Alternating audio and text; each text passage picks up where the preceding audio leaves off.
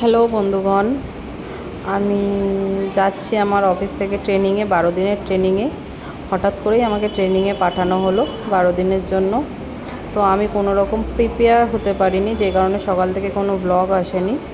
তো কোনো রকম প্রিপেয়ার ছাড়াই আমি কোনো রকমের ব্যাগ গুছিয়ে নিয়ে বেরিয়ে পড়েছি। আশিস আমাকে দিতে যাচ্ছে কৈলানে, আমার ট্রেনিংয়ের সেন্টারে। আর আসার সময় আমার ছেলেরও খুব মন খারাপ ছিল, খুব কান্নাকাটি করছিল।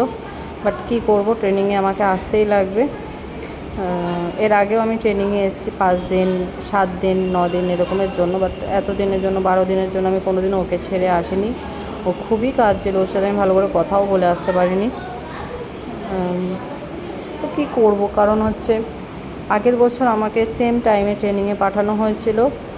আর এই টাইমটা মানে অগাস্টের 27 তারিখে আমার ছেলের জন্মদিন, তাতানের জন্মদিন। বাট আগেরবার আমি ওর জন্মদিনের দিন ওর সাথে থাকতে পারিনি।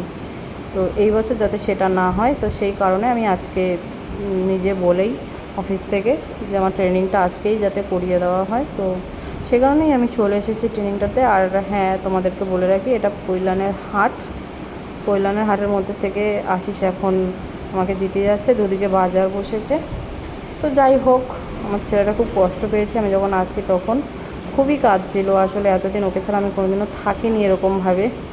ওই এখন এই কটা দিন ওকে আমার মা আর আশিসের সঙ্গে থাকতে হবে।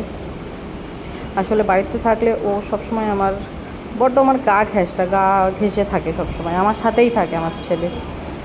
ও খুব কষ্ট পেয়েছে, আমারও খারাপ লাগছিলো। বাট কিছু করার নেই, চাকরি বাকরি তোমরা যারা করো তোমরা জানো, যখন যেখানে পাঠাবে অফিস থেকে সেখানে যেতেই হবে। তো আমাকেও সেম প্রসেসে বেরিয়ে আসতে হয়েছে বাড়ি থেকে।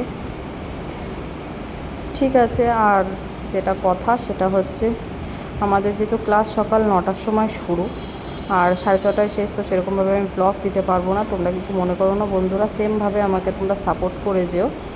তো দেখা হবে কোনো একটা ছোটো